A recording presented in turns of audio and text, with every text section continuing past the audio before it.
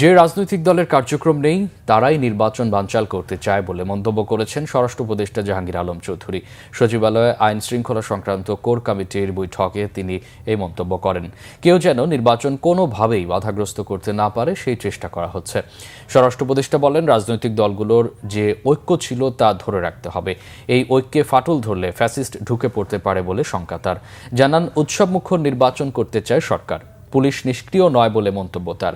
জানান, আইনশৃঙ্খলা বাহিনীর যতটা প্রস্তুতি দরকার সব প্রস্তুতি আছে।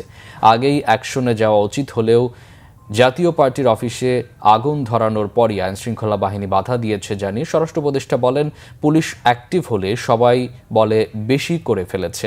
রাস্তা অবরোধ না করে মাঠ কিংবা সরোয়ার্দী উদ্যানে দাবি আদায়ে আন্দোলন হতে পারে। এতে জনদুর্ভোগ ও যানজট কমবে বলে মন্তব্য করেন স্বরাষ্ট্র উপদেষ্টা।